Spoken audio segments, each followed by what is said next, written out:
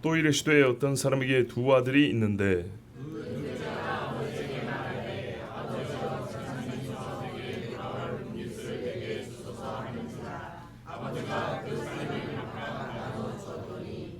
그 후 며칠이 안 되어 둘째 아들이 재물을 다 모아 가지고 먼 나라에 가 거기서 허랑방탕하여 그 재산을 낭비하더니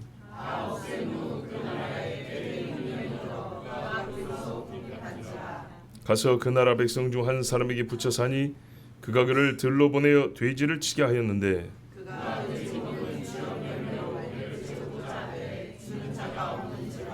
이에 스스로 돌이켜 이르되 내 아버지에게는 양식이 풍족한 품꾼이 얼마나 많은가 나는 여기서 줄여 죽는구나.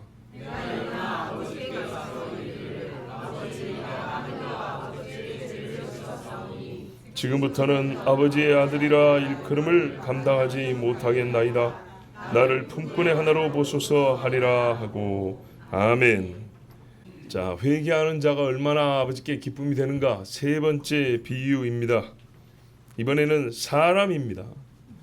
양도 아니고 드라크마 동전도 아니고 사람이니 그 기쁨이 여기서 그 기쁨이 뭔지 여기서도 못 배운다. 회개가 뭔지 여기서도 못 배운다. 그러면 더 이상 해줄 말이 없습니다. 드라크마는 말을 못하는 동전이고 양은 사람이 아니죠. 근데 사람인데다가 아들입니다. 남도 아니고 이렇게까지 얘기를 해줬는데도 회개가 뭔지 모르겠다. 나는 회개하지 않겠다. 그런 분들은 어떻게 해줄 도리가 없습니다.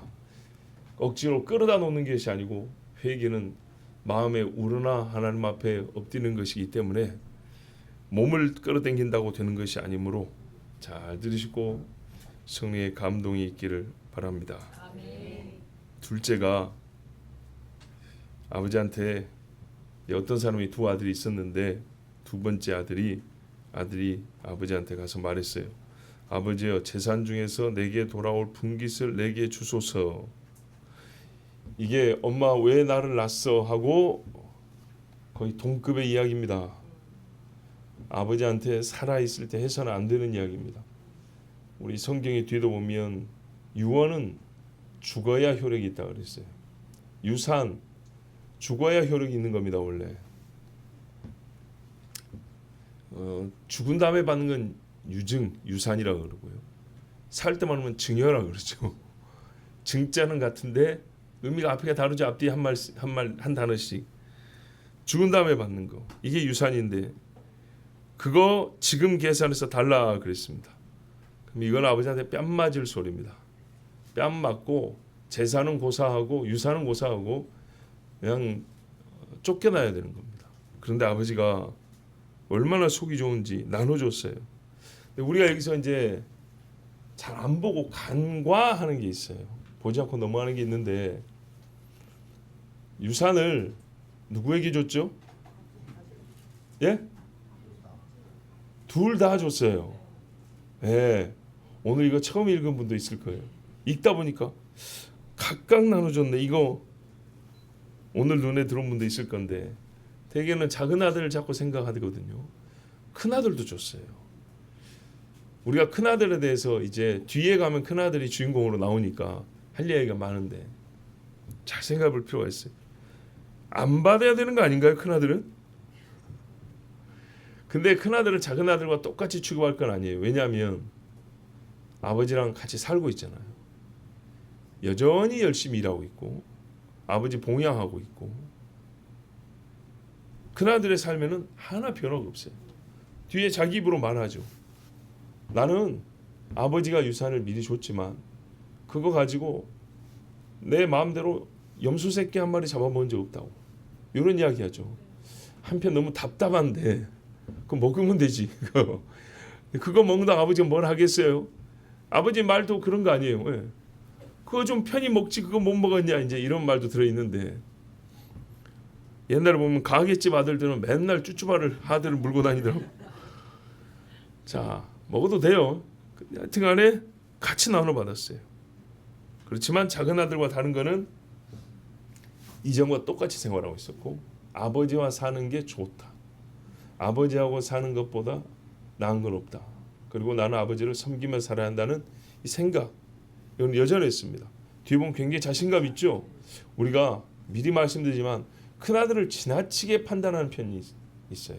왜 그러냐면 이 앞에 바리새인들의 어떤 면을 큰아들이 닮았다고 해서 그러나 여러분 똑같은 건 아니에요. 절대로 똑같이 보면 안 돼요. 아시겠죠? 큰아들은 아버지를 모시지만 바리새인들은 아버지를 모시지 않아요. 그러니까 비유해서 모든 것을 다 뽑으려고 만든다 그랬죠. 예. 자, 여전히 성실합니다. 자, 그럼 한번 생각해 볼까요? 큰아들 얼마 받았을까요? 그게 이제 현대식 유산분할법이죠. 1대 1대1. 옛날에 유대인은 그렇죠. 2대 1입니다. 그럼 큰아들이 2배입니다. 네, 큰아들이 2배. 그러니까 작은아들이 대략 3분의 1 정도 받아간 겁니다. 그것만도 어마어마합니다. 왜냐? 이 집에 보니까 잔치하면 그냥 소잡아불더만. 그죠? 종들도 많고. 그리고 염소 한 마리 잡아먹는 거는 그렇게 신경 쓸 일 아닌 것처럼 언제라도 먹고 싶으면 잡아먹으면 된다. 부잣집이잖아요. 부잣집의 3분의 1이면 대단하죠? 예, 대단합니다. 자, 여기서 이제 또 하나 생각할게. 아버지가 아들의 마음을 알죠. 키워봤으니까. 저도 아들이 둘이 있는데 많이 다르거든요. 저거 써보라면 그 차이점을 많이 쓸 수가 있어요. 나쁘다는 게 아니라 차이점. 그러면 아버지 입장에서 작은 놈 이놈이 왜 돈을 달라는지 그냥 알 수 있죠. 이놈 새끼 이거 가지고 뻔히. 자, 근데 줘요. 그럼 아버지가 아들의 죄를 유도한 건가요? 방임한 건가요? 아니죠. 뒤에 보면 아들이 돌아옵니다. 경험한 것 때문에 돌아온 겁니다. 누가 지식을 가르쳐 준 게 아니라 경험한 것 때문에 돌아옵니다. 아버지랑 살아본 경험입니다. 즉 뭐냐? 이전에는 알면서도 경험했으면서도 부인했지만 봐보세요. 아버지와 살아본 경험이 뭘 말하자면 아버지와 사는 게 제일 좋다 입니다. 아버지와 떨어져서는 안 됐었다는 겁니다. 그렇죠? 이걸 이제 깨달은 게 아니고 원래 경험을 했던 거예요. 경험을 한 게 이제 그렇죠. 깨닫기는 이제 깨달았죠. 이미 경험된 거예요. 그럼 지혜로운 자는 그 경험하는 중에 어떤 결정을 하면 떨어지면 안 된다는 결정을 합니다. 무지한 자는 떨어져 보고 늦게 깨닫습니다. 악한 자는 떨어진 다음에 깨닫지 못하고 그대로 가버립니다. 자, 분명히 어떻게 했냐면 이 아들은 돈을 받아가지고 재산을 받아가지고 아버지를 떠날 것을 아버지가 알고 있습니다. 그런데 그렇게 하게 했습니다. 여기 깊은 아버지의 지혜와 우리 하늘 아버지의 섭리가 있는데 여기서 이제 너무 또 지나쳐가지고 그래서 하나님이 아담을 일부러 타락하게 만든 거야. 이렇게 말하면 곤란합니다. 그렇게까지 가면 안 됩니다. 왜냐하면 하나님이 우리에게 더 큰 은혜를 주려고 우리를 범죄하게 만들었다. 이러면 안 됩니다. 범죄할 것임에도 불구하고 너는 범죄했으니까 죽어버려라 하지 않고 범죄할 것임에도 불구하고 살 길을 마련해 두신 것이지 너 범죄해? 그래야 더 큰 은혜 받을 수 있어. 빨리 죽어버려. 이렇게 하신 것이 아니라는 겁니다. 왜 우리가 여기서 이게 중요하냐? 나중에 아들이 돌아오잖아요. 돌아올 때 아버지를 원망합니까? 알았으면서 왜 나에게 그때 돈을 줬어요? 차라리 매를 때리시지. 내가 뻔히 이럴 줄 알고 있었죠, 아버지. 나 이렇게 확 꼬그라지게 하려고 일부러 그랬죠. 아들이 그랬습니까? 원망의 말 한마디가 없습니다. 핑계가 없습니다. 그런데 알량하게 하나님을 논하겠다는 자칭 지혜자들은 하나님께서 우리에게 더 큰 은혜를 주시려고 타락을 허락하시고 이딴 소리 한다고요. 예수님이 한 비유 안에 실제 우리 인생이 들어있어요. 진짜 회개한 자는 말입니다. 자기 죄를 깨달은 사람은요 그런 식으로 말 안 합니다. 살려주셔서 감사합니다 말하지. 아버지 제가 감히 아버지께 나올 수 없는 죄인입니다 이렇게 말하지. 아 그러고 보니까 이제 알았네. 하나님 우리 이렇게 돌아오게 하려고 타락하게 만든 거죠. 그럼 어떻게 되냐? 하나님이 악이 되어버립니다. 성경 안에서 우리에게 이 질문에 대한 답을 이미 주고 있어요. 예수님이 하신 말씀 안에서. 그리고 실제로 예수님이 우리를 위하여 죽으셨지 않습니까? 여러분, 아무리 그렇다고 우리에게 더 큰 은혜를 주게 하겠다고 죄 없는 아들을 죽이며 이거를 하나님이 의도적으로 계획하신다. 그러니까는 우리를 사랑하여 하나님의 의지가 계획하셨다는 걸 부인한 게 아니고, 처음 창조할 때부터 이 새끼들 반드시 타락을 시켜야지. 타락을 시키고, 그리고 내 아들을 주어서 구원한 다음에 꼼짝없이 은혜 받았습니다 말하게 만들어야지. 그렇게 한 건 아니라 이 말이죠. 그런 식으로 제발 생각하지 않기를요. 그렇게 말하는 사람들도 있어요. 여기에 아들이 아버지가 얼마나 자비로운 사람인 줄 알게 하려고 나를 일부러 범죄하게 만들었죠. 일부러 주라니까 그냥 막 줘버렸죠. 그렇게 말하지 않습니다. 예수님이 그거를 가르쳐 주려고 만든 비유가 아닙니다. 아무리 아버지가 지혜롭고 이 아들이 돌아오면 받아줄 마음이 있었지만, 돌아오면 받아줄 마음이 있다는 거하고 안 오면 어쩔 건데, 이 아들을 내가 범죄하게 만들고 아비를 떠난 놈이 되게 만들어야지. 이게 아버지의 고의가 아닙니다. 지가 가겠다 한 것입니다. 자, 재물을 줬습니다. 그랬더니 이 아들이 금세 속에 있는 게 드러났는데 그 후 며칠이 못 돼요. 현금으로 준 것도 있겠지만 부동산으로 많이 줬겠죠. 재물로. 근데 요거를 파는 겁니다. 왜요? 여행을 가려면 이걸 현금화 시켜야죠. 몇 날이 못 돼서 이거를 다 처리를 했다. 아, 빠릅니다. 그러니까 형이 보기에 괘씸하죠. 예. 결혼을 해서 분가하겠다는 것도 아니고, 딱 보니까 그리고 평시 생활 태도 보면 안단 말이에요. 이거를 며칠 만에 다 모았다. 다 현금화했다. 그 사람의 속 성정이 그냥 보이지 않습니까? 그러면서 집을 떠나겠습니다 하고 나갔는데 먼 나라로 갔대요. 먼 나라. 우리 일상생활에서 한번 볼까요? 먼 나라로 갈 때는 대개 자식이 부모에게 그렇게 말 때는 포부를 가지고 나갑니다. 포부를. 이거 가서 잘 먹고 놀고 오겠습니다 이러고 안 갑니다. 이거 지금 여행 가는 거 아니거든요. 예. 뒤에 보면 흥청망청 놀았다 그랬죠. 아버지한테 집 떠날 때 흥청망청 쓰고 오겠습니다 이런 말하고 갔을까요? 그렇게 대놓고 할 것 같으면은 저기 장안평을 가지 뭐하러 외국을 가냐고요. 대놓고 놀 것 같으면 차라리 이태원을 가지. 지구 동네에도 놀 게 많다 이 말입니다. 그러나 분명히 말은 포부를 가지고 합니다. 꼭 똑같은 건 아닌데 우리가 예수 믿다가 떠나는 경우에도 나름대로 포부가 있어요. 자, 다른 나라까지 갔어요.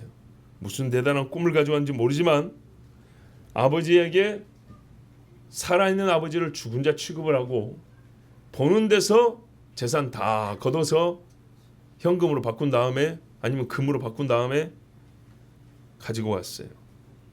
이런 사람은 딱 보면 그 삶이 성실할 리 만무하죠. 예, 불보듯 뻔합니다. 흥청망청 다 써버렸답니다. 오늘 기준으로 여러분 전 재산의 이 부잣집 그래요. 뭐 사장님 집이라 합시다. 대략 3분의 1 재산을 갖고 나갔으면 수억은 됐겠죠. 수십억도 됐겠고. 야, 쓰는 재미 좋았겠네요. 근데 마음 먹고 쓰면 하루에 몇 천만 원씩 그냥 날리면 되니까 몇 억도 날릴 수 있어요 하룻밤에. 자, 그래서 다 써버렸대요. 며칠 모아서 가서 거의 아마 며칠 내지는 몇 달을 다 썼을 거예요.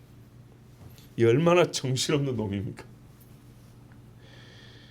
예. 제 친구 중에 20대 때 아버지한테 이렇게 야단을 들은 친구가 하나 있어요. 네 장가갈 돈 다 써버렸구나. 장가가기 전에 장가 가면은 요 정도 돈 들 텐데 그 전에 다 써버렸다고 욕을 얻어먹은 친구가 있어요. 예, 참 이거를 웃으면서 할 소리는 아닌데 더 깊은 이야기는 때가 되면 해드릴게요. 다 없이했답니다. 14절에. 근데 하필 그때 그 나라에 큰 흉년이 들었답니다. 그러니까 돈이 없으니까 생활비를 이제 벌어야 될 판인데 큰 흉년이 들었으면 직장을 구하기도 어렵고 이렇게 써버린 사람이 남의 집 일한다는 것은 진짜 어려운 이야기죠. 16장에 보면 청직이라는 사람이 나오는데 이 펜때 굴리던 사람이에요. 나가서 땅을 파자니 힘이 없어 못하겠다. 그리고 남들 불러다가 부잣집에서 사인하던 사람이 빌어먹자니 창피하고 이 사람도 먹고 살긴 해야 되는데 자기 나라도 아니고 외국이니까 얼마나 이 불리한 조건입니까? 그래서 배가 많이 고팠대요. 비로소 궁핍한지라. 배고프다는 말이죠. 여러분이 배가 고프다는 말은요, 나에게 일어난 어떤 사건을 진술하는 단순한 문장이 아닙니다. 사람에게 있어서 배가 부르다는 것하고 고프다는 것은 이 내장의 음식물이 차있다 비어있다라는 그런 사실만을 말해주는 그런 문장이 아니죠. 배가 고팠는데 불러졌다. 또는 부른 사람이 고파졌다. 이 말은 이전과는 정반대의 생존 환경이라는 거죠. 그렇죠? 일단 환경이 정반대가 되었다는 겁니다. 생존을 주제로 한 환경이 완전히 바뀌었다는 거예요. 그러면 뭐가 요구되냐면 삶의 방식이 정반대가 되어야 하거나 될 수밖에 없다는 걸 얘기합니다. 또는 될 것을 예상이 되고요. 그러니까는 부자였던 사람이 완전 가난이 돼버리면 이제는 삶의 방식이 완전히 달라지겠구나 하고 바로 예상이 되죠. 그래야 또 살 수 있고요. 가난한 사람이 떼부자가 돼버리면 분명히 저 사람이 이렇게 살겠지 하고 또 예상이 되죠. 특히 먹을 것이 있다가 없어져 버릴 때는 말입니다. 우리가 결정적으로 말하자면 이전과는 다른 사람이 되어야 한다는 것이 요구됩니다. 다른 사람이 되어야 합니다. 부자일 때하고 똑같은 사람이어가지고는 가난할 때 절대로 살 수가 없습니다. 버려야 하고요. 줄여야 하고요. 축소해야 됩니다. 자기를 낮춰야 합니다. 그렇지 않으면 궁핍한 지경에서는 생존이 불가능합니다. 완전히 다른 사람이 되어야 합니다. 그리고요, 이때 이 사람이 어떻게 처신하는 걸 보면 그 사람이 누군지를 확실히 알 수 있습니다. 이렇게 궁핍한 사람이 되었으면 다른 사람이 되어야 한다 했죠. 근데 끝까지 안 되는 사람이 있어요. 내가 왕년에 이 사람은 아주 저급한 사람입니다. 창피할지라도 땅을 파야죠. 그러면 이 사람은 소망이 있다. 그래도 사람이 그 속이 아주 그냥 그 모자란 사람은 아니었구나. 또 돕고 싶은 마음도 생기죠. 그런데 이 지경인데도 불구하고 옛날 생각만 하고 말이죠. 물 마시고 이쑤시는 이 짓을 하고 있으면 돕고 싶은 마음도 없고 이 사람은 전혀 달라지지 않습니다. 자, 이 작은 아들은 어느 정도의 사람이었을까요? 그 나라 백성 중 하나에게 부처 사니 종살이 했다는 얘기인데요. 품꾼으로 들어갔다는 얘기죠. 근데 그가 저를 들러 보내 돼지를 치겠다. 야, 여러분, 유대인에게 돼지는 가증한 동물, 부정한 동물 아닙니까? 손에 닿으면 안 되는데 돼지 똥도 치워야 되고 씻어줘야 되고 새끼 나면 받아내야 되고 거기다 방목입니다. 들판을 뛰어다니면서 들판을 뛰면서 양을 찾아오는 것도 아니고 돼지 찾으러 다녀야 되고 최악의 직업입니다. 절대 하지 말아야 돼. 굶어 죽었으면 죽었지 안 해야 될 일인데 그래도요, 이 아들이 살라니까 이거를 받아들여야 합니다. 그런데 안타깝게도 식사 제공도 안 해줍니다. 16절에 보세요. 돼지 먹는 주염 열매 먹겠다는 거예요. 밥을 주면은 이거 먹을 일 없지 않습니까? 그러면 월급은 똑바로 줬을까요? 야, 이거 완전 착취네요, 그냥. 그러니까요, 말하자면 부잣집 작은 아들에서 세상에 옛날 거지만 또 못한 그런 처지로 전락한 겁니다. 자, 이 정도 되면요, 자기 자신에 대한 인식을 바꿀 때가 온 겁니다. 일단 환경을 보면 돼지가 먹는 열매를 먹을 수도 없었다. 근데 여러분, 방목이면 들에서 나는 거 뜯어먹는데 들에 나는 거 뜯어먹는다고 누가 뭐라 하겠습니까? 나는 이 부분이 좀 이해가 안 되더라고요. 우리 지나 산딸기 따먹죠. 머루도 따먹고 뭐 있죠, 또 그 새까만 거 입에 까맣게 묶는 거 오디 같은 거, 여기 천배로도 있는 거 이거 따먹고 그래요. 저도 몇 년 전에 따먹어 봤는데 6월달에 열립니다. 자, 그런데 아니 들에 있는 거 좀 따먹는다고 그걸 못 먹게 누가 감시하나요? 그래서 다른 번역이 어떻게 되냐면 주엽 열매가 아니고 곡식 껍질 이렇게 돼 있어요. 곡식 껍질하면 말이 되죠. 주인이 있는 거잖아요. 오래돼가지고 이름이 생각이 안 나요. 우리 집에도 돼지를 키웠어요. 그러면 창고에 드럼통에 곡식 껍데기, 가루 이것이 만큼 쌓여 있어요. 그러면 바가지로 퍼다가 돼지 준단 말이에요. 음식물 찌꺼기하고 그거랑 같이 준단 말이에요. 그 이름이 뭔지 하여튼 오래돼서 기억이 안 나는데 그런 거예요. 그런 거. 돼지 곡식 껍데기 탈고 간 다음에 남은 껍데기들 이런 거. 그러니까 이거는 주인이 있는 거라 돼지 먹여야 되니까 너 먹지 마 이런 거예요.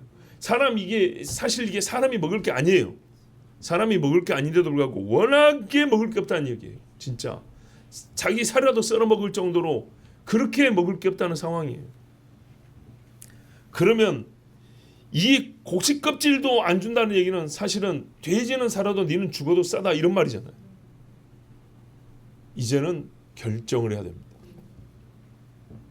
살기 위하여 결정을 해야 됩니다. 그런데 여러분, 이렇게 영양실조의 자존심과 명예가 다 잃어버려진 이 상황에서 이 나라 어디를 간들 살 수가 있을까요? 즉 이 나라에서는 살 수는 없죠. 이때 스스로 돌이켜 17절 보세요. 내 아버지에게는 양식이 풍족한 품꾼이 얼마나 많은고. 자, 경험입니다. 자기가 주인으로 살 때 그 집의 종들도 배고르는 이가 한 명도 없었어요. 항상 풍년에서 그랬냐? 여러분 아버지하고 20년을 살아왔어도 한 해는 풍년을 본 적이 있을 거 아니에요. 그렇죠. 두 해는 풍년이 아니 뭡니까? 태풍을 맞는 경우도 있고 홍수가 나는 경우도 있고 우리가 살다 보면 몇십 년을 살면 그런 일은 몇 차례 겪을 수 있어요. 그러면 그때도 아버지가 우리 종들에게 막 월급 갖고 먹을 거 안 주고 막 그랬던가? 안 그랬다는 거예요. 항상 아버지는 종들에게 먹을 걸 풍족히 줬다. 나는 여기서 줄여 죽는구나. 아버지 집에서 풍족하게 먹으면서 일하는 종들을 보았던 기억을 떠올렸습니다. 아들이 이국에서 이국 사람들에게서 여기서 생존의 길을 찾을 수 있었다면 굳이 아버지까지 떠올릴 필요가 없죠.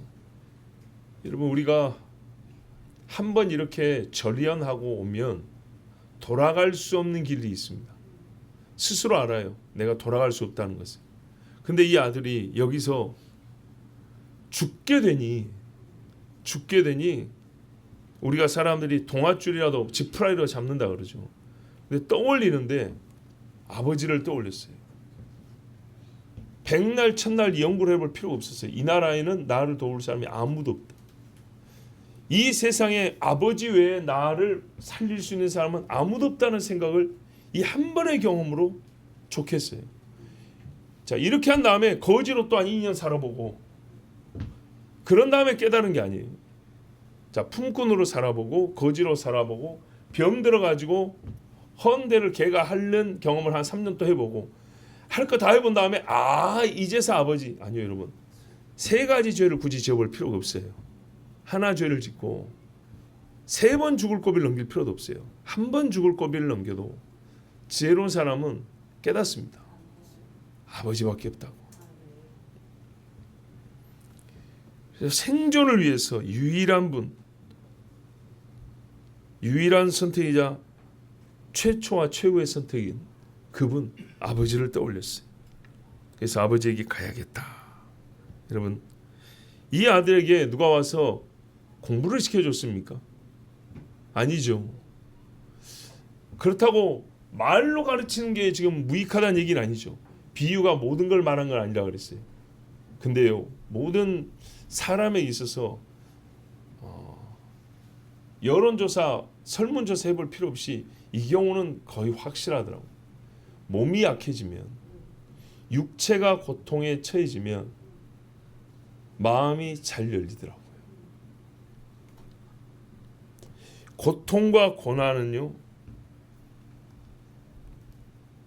사람이 자기 죄로 당하는 것입니다. 나는 욥이라고 생각하는 사람이 거의 없기에 고통과 고난은 진짜 거의 사실 100%에도 과언이 아닙니다. 어떤 건 아닐 수 있지만 인생 전체를 보면 다 죄로 일어나는 게 고통과 고난입니다. 고통과 고난 한자 표현이잖아요. 한국말로 좀 쉽게 해줄까요? 고통, 아프다. 고난, 힘들다. 어렵다. 아프고 힘든 일들. 죄로 인하여 일어나는 것들입니다. 근데 이 고통과 고난이 말입니다. 아버지께 돌아가는데 제일 큰 도움이 됩니다. 정말 큰 기회의 문이 열리는 것이 바로 고통과 고난입니다. 다윗이 말하지 않던가요? 내가 고난 중에 배웠다고. 그렇죠? 하나님 경외하는 걸 배웠다고. 하나님 말씀이 내게 길이라는 것을 그때 배웠다고. 그럼 다윗으로 말할 거면 10대 때부터 여호와의 이름으로 곰과 사자를 이기고 골리앗을 이겼던 사람인데 그런 사람도 고난 중에 배웠다는데 우리야 두말할 필요가 있습니까? 삼손도 어디서 배웠습니까? 안타깝게도 진짜 삼손의 말로 눈알 다 뽑히고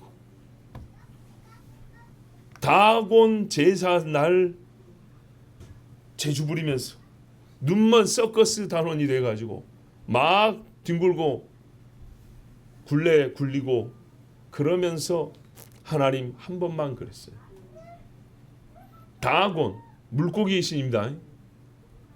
블레셋이 다곤을 섬겼어요. 블레셋은 기띔 섬에서 나온 해양족입니다. 지중해 바다에 있는 물귀신 섬기는 자들, 바다의 뱀을 섬기는 자들, 블레셋입니다. 근데 그 용을 섬기는 자들의 축제, 그러니까는 종교 축제입니다. 거기서 하나님의 사사가 광대가 돼가지고 눈날이 뽑혀서 눈이 이렇게 함몰된 새까맣게 돼가지고 이렇게 춤추면서 맷돌 돌리고 그 부모가 블레셋 옆 동네입니다. 예. 유다하고 이 블레셋하고 경계 지역에 살았다고요. 그때 부모 형제가 얼마나 가슴이 찢어졌겠습니까? 삼손이요 그날 하나님 앞에 울부짖었습니다. 하나님 한 번만 기회를 주십시오 그랬어요. 이전에 가만 보면 삼손이 기도를 안 해요. 사사인데 예. 하나님이 주신 힘을 쓸 줄은 아는데 기도할 줄은 몰라요. 그 목말랐고 기도 한 번 하더만요. 보세요. 사람이 몸이 고통 중에 있으면 기도한다니까요. 절로 기도가 나옵니다. 그래서 옛날에 어릴 때 들으면 중도 죽을 고비 넘길 때는 아이고 하나님 나 좀 살려주셔야 된다고. 섬에서요 영왕제 지내고 배를 만들면 옛날에 막 대나무 꽂고 깃발 꽂고 해가지고 바다에 제사 크게 하고 출항을 하거든요. 배 하나 새로 만들면 그 사람들도 폭풍만 하면 자기들이 고백을 해요. 아이고 이번에 파도 얼마 센지 하나님 날 좀 살려주십시오. 기도가 절로 나오더라 그래요.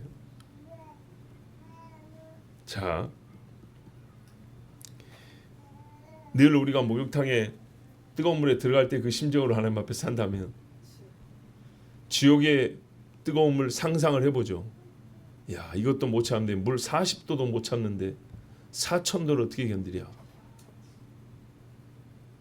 그러니까요, 그 작은 고통에도 우리가 하나님 앞에 기도할 줄 알고 마음이 쭉 내려서 겸손해져요. 그러니까 하나님께서 겸손하라고 가끔 발가락이 문턱에도 부딪히게 하는 거예요. 생각보다 아프죠. 그때도 어떻게 해요? 아야 하면서도 믿음의 사람은요, 당장 떠오릅니다. 하나님, 제가 뭘 잘못했습니까? 또는 야, 이것도 이렇게 아픈데 내가 만약에 하나님 앞에 진짜 벌을 받아갖고 매를 맞으면 얼마나 아플까? 이게요, 믿음의 사람들이에요. 근데 믿음 없는 사람 뭐라 그래? 아이고, 재수가 없어가지고 확 문턱을 잘라버리고 이렇게 말합니다. 내가 일어나 아버지께 가서 이르기를 아버지여, 내가 하늘과 아버지께 죄를 얻었사오니. 여기에 동사가 2개 나옵니다. 가리라, 말하리라. 우리 번역에는 이게 빠졌어요. 원래 번역은 어떻게 됐냐? 내가 일어나 아버지께 가리라. 그리고 아버지 앞에 이렇게 말하리라. 아버지여, 제가 하늘을 대적했고 아버지 앞에서 죄를 지었습니다. 이렇게 말하겠다. 가리라 말하겠다. 가리라 말하리라. 여러분, 아들이 알아요. 아버지께 돌아갈 때가 되었고 돌아간다는 것은 스스로 자기가 해야 할 일이 있다는 것을 압니다. 여러분 보십시오. 각 비유에서 회개에 관한 모든 것을 다 찾고 다 얻으려고 해서는 안 된다 그랬습니다.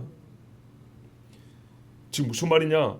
이 세 비유에는요, 성령의 일하심에 대해서는 한마디도 없어요. 그러나 실제 사람이 회개함에 있어서 성령이 일하셔야만 회개가 가능해요. 그러니까 여기서 성령이 없네. 그래서 성령은 우리 회개와 상관없는가? 이렇게 생각하면 안 된다는 거예요. 그리고 이 비유에서 성령이 없지만 이거는 다 성령이 필요한 겁니다. 그래서 18절 읽은 다음에 여러분 이렇게 말해야 된 것은 성령께서 그 마음에 감동을 주셔서 성령 설교를 1시간 할 필요는 없어요. 그거는 다른 본문에서 하면 돼요. 성령의 감동으로 다른 본문에서 그거 하면 된다고요. 예를 들면 사도행전에서 하면 돼요. 지금 여기서 말하는 거는요, 뭘 말하는 겁니까? 대주제는 돌아옴의 기쁨이죠. 그런데요, 실제로 돌아올 때 성령의 일하심이 없거나 아니면 여기서 성령의 일하심을 보이지 않는 것을 다 캐내어 발견하라는 그 수고를 다 하라는 얘기가 아니고요. 여기서는요, 성령이 논하고자 하는 주제가 아니고 그 사람이 주제입니다. 비유예요. 사람.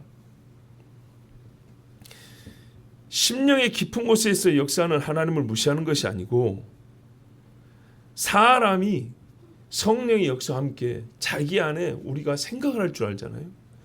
스스로 인지하고 인식하는 이 사고의 영역에서 회개가 일어남. 사고의 영역에서 회개하는 자에게 어떤 변화가 일어나는가, 그거를 우리가 배우는 시간인 거예요. 즉 성령이 역사할 때 우리 속에 나 자신에게서 어떤 생각의 변화가 일어나는가, 마음의 변화가 일어나는가, 여기에 초점을 맞춘 거예요. 즉 우리에게 아무런 일도 일어나지 아니하고 아무런 생각의 변화도 일어나지 아니한데 눈 떠보니까 아버지 앞에 와 있더라, 이런 건 아니다 이 말입니다. 1번 아버지께 가리라 가는 겁니다. 여러분, 회개는요 몸의 방향까지 바꾸는 겁니다. 그게 돌이킨다는 거예요. 얼굴 돌리고 아버지 거기 계시오 이게 아니에요. 가까이 가는 거예요. 그렇더만요, 회개하는 사람들은요 정 어쩔 수 없는 상황이 아닌 이상, 다리가 못 움직이지 않는 이상 교회로 오더만요. 막 교회로 가고 싶어져요. 막 눈물이 곧 쏟아질 것 같아. 이거 참아요. 교회 가서 쏟으려고 아버지 앞에 가고 싶어 이래가지고 교회까지 와서 팍 주지 않고 쏟아내버리더라고요. 제가 해봐서 알아요. 우리가 있는 자리에서도 회개가 가능합니다. 여기서 속으로 말해도 들어요. 여기서 속으로 말해도 듣는데 회개하고 싶은 이 마음이 생길 때는요, 하나님이 우리를 어떻게 이끄냐, 걸어와서 교회에 와서 소리내서 기도하게 하더라고요. 수많은 간증자들의 이야기를 들어보십시오. 여러분, 회개는 몸의 방향까지 바꿉니다. 첫째로 죄를 떠나는 정도 아니고 아버지 앞에 갑니다. 반드시 아버지 앞에 가고 몸을 돌려서 걸어가고 입을 열어서 들리게 말합니다. 두 번째는요, 어떤 말을 하냐? 지금까지 살면서 해본 적이 없는, 할 수도 없었던 말, 제일 아름다운 말합니다.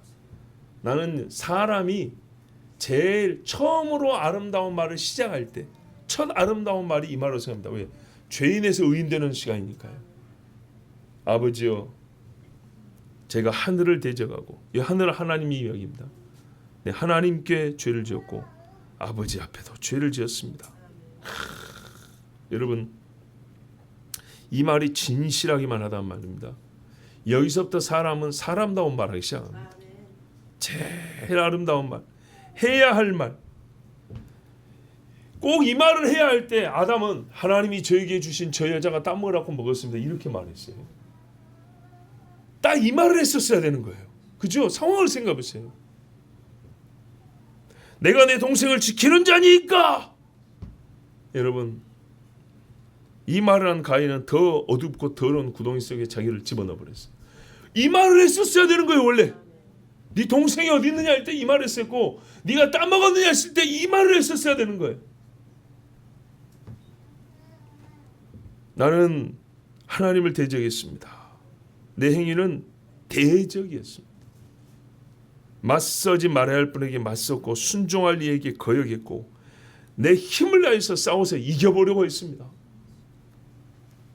우리가 죄는 이런 성질을 갖고 있습니다. 그냥 더럽기만 한 게 아니고 하나님하고 박치기가 있다는 겁니다. 그리고 아버지께 죄를 지었습니다. 제 행위는 명백히 죄입니다. 내 꿈 때문에, 나이가 아직 어려서 또는 나이가 들었기 때문에 해볼 수 있느냐, 아니, 이런 거 안 돼요. 아니, 누가 꼬드겨서 넘어갔습니다, 이런 거 회개 아니에요. 어린 시절 아버지 앞에 받은 상처가 있어서 그랬습니다, 이런 소리는 회개 축에 못 끼는 소리예요. 이런 거 다 이유 아닙니다. 저는 아버지 앞에 어떻게 해요? 죄를 지었습니다. 잘못했습니다. 10대 90의 과실 부담이 아니라 100% 제가 잘못했습니다. 이게 회개입니다. 여러분, 이 죄라는 말에는 말입니다, 100% 잘못이 들어있습니다. 100% 잘못이라는 말을 표현할 때 죄라는 말을 씁니다. 100% 선물이라는 말을 표현할 때 은혜라는 말을 합니다. 불신이 0%일 때 믿음이란 말을 씁니다. 즉 100%일 때 믿음이란 말을 씁니다. 죄라는 말은요, 내 잘못이 100%라는 뜻입니다. 회개하면서 하나님 목 남겨놓으면 그 회개 아닙니다. 그때 하나님이 이렇게만 해줬어도 하여튼 제가 잘못했어요, 이거 회개 아닙니다. 그건 부모님하고 가끔 다툴 때 하는 이야기고, 절대 하나님 앞에 회개는 그렇게 하는 거 아닙니다. 죄를 고백하면서 어느 정도 하나님 것을 남겨놓으려고 하지 마세요. 죄는 눈에 보이는 사람에게 뿐만 아니라 자동적으로 하늘에 계신 하나님께 범죄한 것인 것도 알아야 하고, 그리고 그 범죄하는 것은 하나님이 정한 법을 어겼다는 것, 이걸 인식하되 그걸 고백하면서 100% 제가 잘못했습니다, 이렇게 말해야 합니다. 그래서요, 보세요, 지금부터는 아버지의 아들의 일컬음을 감당하지 못하겠나이다, 나를 품꾼의 하나로 보소서. 50대 50이니까 50은 나를 아들로 받아줘야 돼, 이런 말 아니죠. 아들의 자격을 나는 100% 잃었습니다. 여러분, 아버지께 가지만 아버지의 아들이 될 수 없다고까지 말하는 것이 회개입니다. 죄를 시인하고 그 죄가 100% 내 것입니다, 내가 100% 잘못했습니다로 끝나지 아니하고요. 잘 보세요. 죄라는 것, 죄가 있다, 100% 내게 있다로 끝나지 않고, 회개는요, 죄의 크기까지 말해야 돼요. 내가 얼마나 큰 죄를 지었냐, 아버지 아들이 될 수가 없습니다, 여기까지입니다. 내가 아버지께 온 것은 살려고 왔습니다. 그렇지만 아버지의 아들은 될 수 없는 것을 제가 압니다. 아닙니다. 왜? 봐보세요. 자기 죄를 인식한다 그랬죠. 나는 아버지를 죽이고 나온 아들입니다. 내가 아버지를 죽였기 때문에 나에게는 아버지가 없습니다. 내 행동이 그겁니다. 그게 내 죄입니다.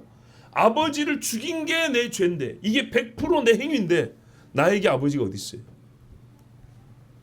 지금 아버지한테 아버지가 되어달라고 요구할 수가 없는 거예요. 여기까지 인정하는 거예요. 그래서 아버지가 분명히 살아계시고 내가 지금 아버지에게 말하고 있지만 아버지를 죽인 나에게는 아버지가 없는 거예요. 아시겠죠? 아버지가 되어달라고 내가 요구할 수는 없는 거라고요. 이렇게 큰 죄를 지었어요. 여러분 이게 아버지한테 잘 보고 연기로 하는 것이 아니고요. 진짜로 이렇게 죄의 크기를 철저하게 깨닫고 고백을 해야 돼요. 세리가 우리 18장 13절에 가면 세리는 멀리 있어서 감히 눈을 들어 하늘을 쳐다보지도 못하고 다만 가슴을 치며 이르되 하나님이여 불쌍히 여기소서 나는 죄인이로소이다 하였느니라. 그랬어요. 저가 더 의롭다함을 받고 갔느니라.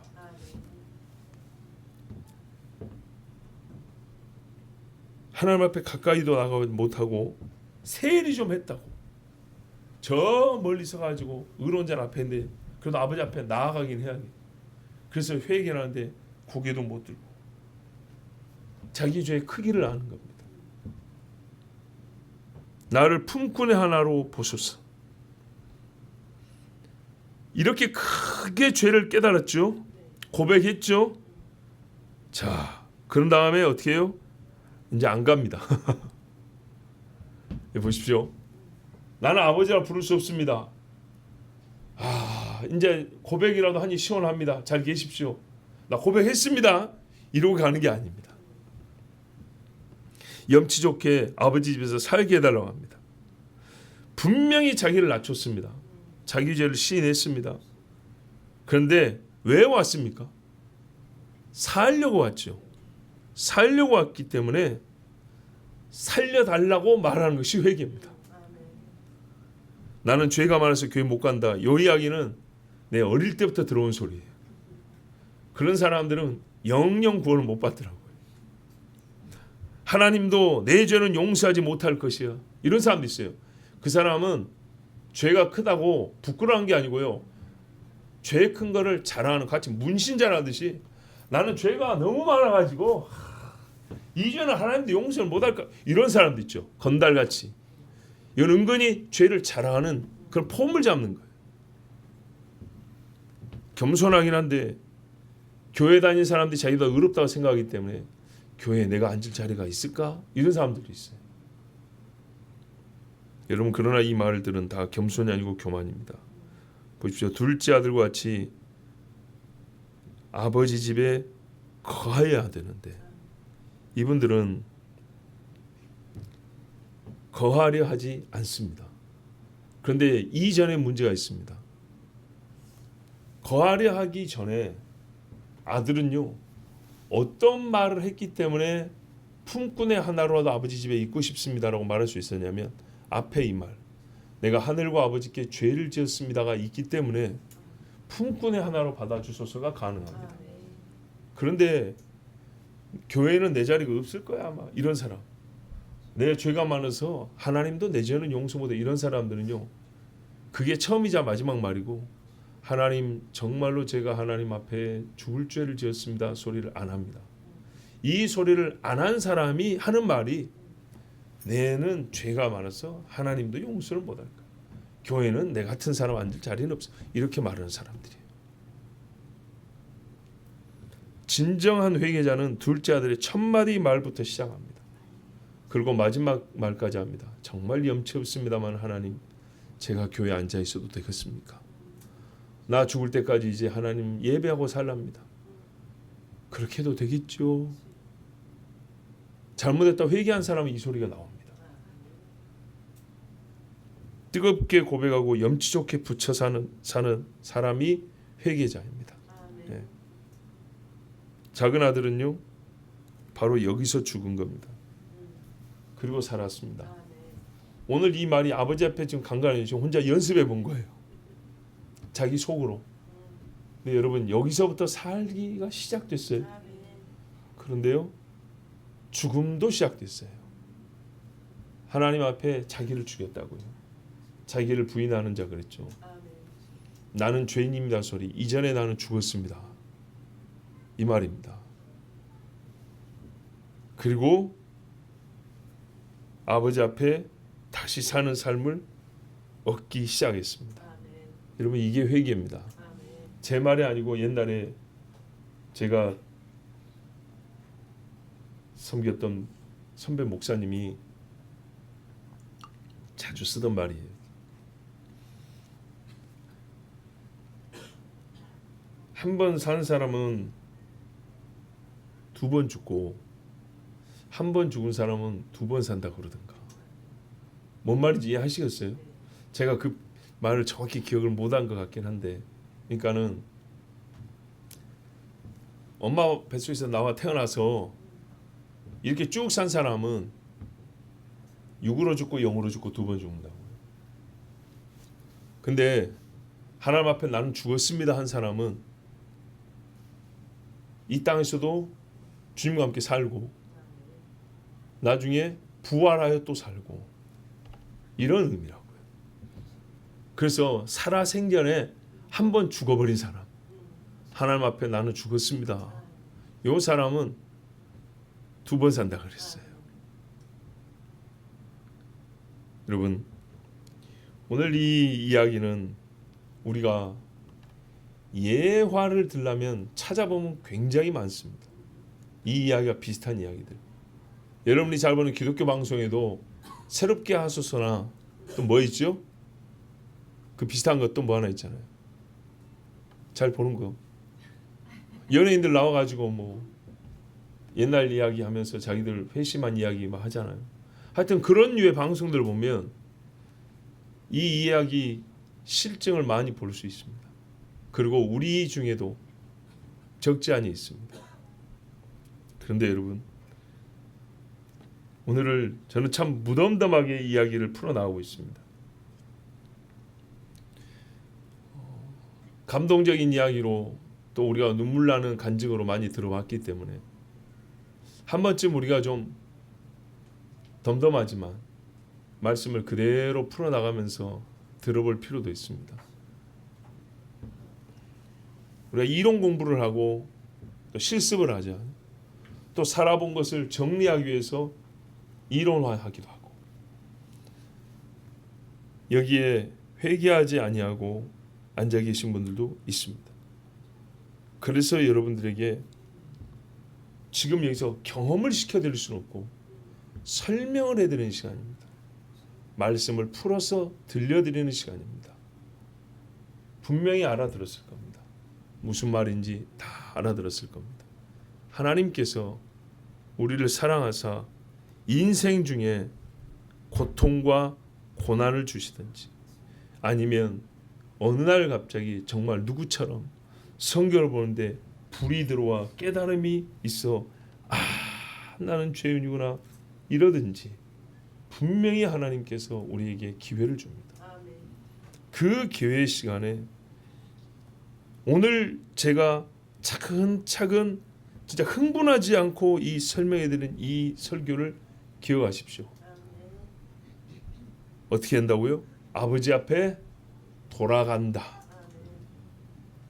말한다. 죄인이라고. 100% 내 죄라고. 어마어마하게 큰 죄라고. 그래서 나는 아버지 앞에 아들이라 부릴 자격이 없습니다. 그러나 품꾼의 하나로 살고 싶습니다. 즉 살려주십시오. 그래서 염치 좋게 이제 안 나갑니다. 이게 회개라고요.